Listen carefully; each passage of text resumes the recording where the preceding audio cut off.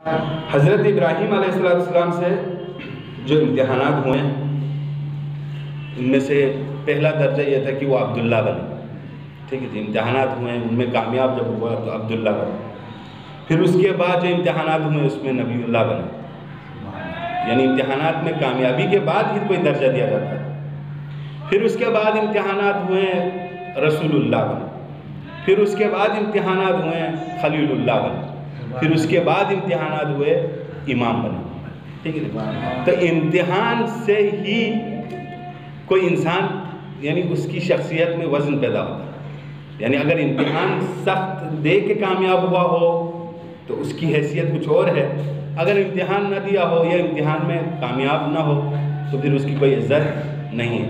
حضرت یوسف علیہ السلام کے پاس جب زلیخا آئی اور حضرت زلیخا نے یہ کہا کہ میں اپنے آپ کو آپ کے لیے تیار کر چکی ہوں، تو حضرت یوسف علیہ السلام نے یہ فرمایا کہ میں خداوند متعال سے ڈرتا ہوں. یا مثال اس امتحان سے حضرت یوسف علیہ السلام کامیاب گزرے.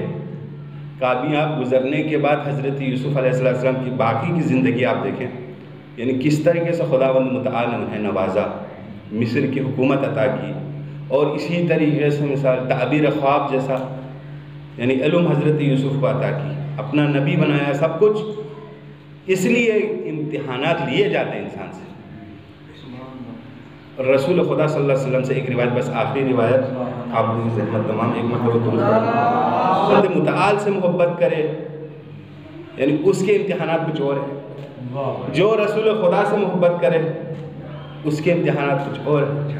جو امیر المومنین علی بن ابی طالب علیہ السلام سے محبت کرے اس کے امتحانات کچھ اور ہیں.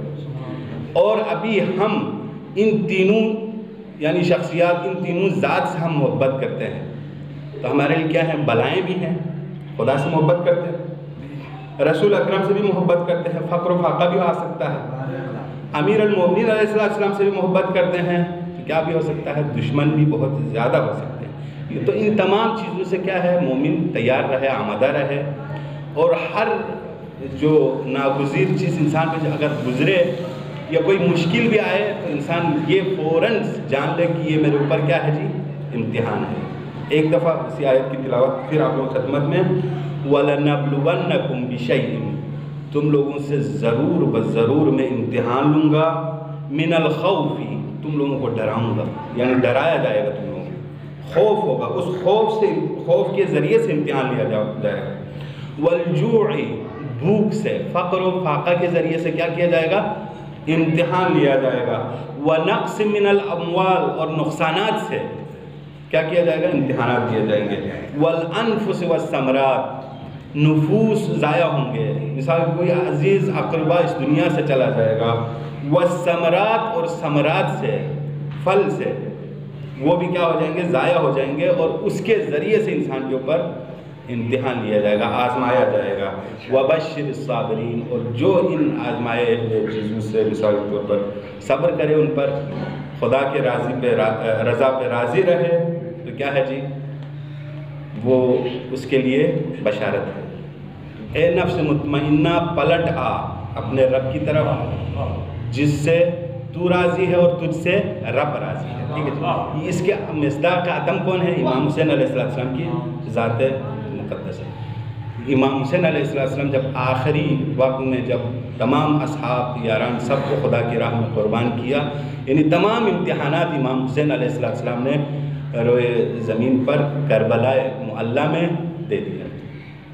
نقص من الاموال، خوف بھی تھا، اموال نقصان بھی تھا، ثمرات بھی تھے، اولاد بھی تھا. یہ تمام چیزوں کا امتحان مولا نے وہاں پہ ایک ساتھ ایک ہی دفعہ میں مولا نے دیا. تو پھر خداوند متعال ہاتف غیبی نے کیا آواز دی؟ یا ایتھا النفس المطمئنہ، اے نفس مطمئنہ، ارجعی، پلٹ آ، اپنے رب کی طرف اس طرح سے کہ میں تجھ سے راضی ہوں اور تو بھی مجھ سے راضی ہے.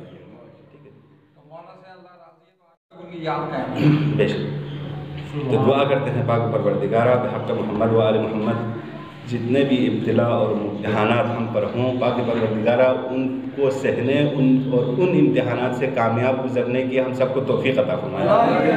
پاک پروردگارہ بحق محمد و آل محمد ہم سب کی توفیقات خیر میں اضافہ فرمایا۔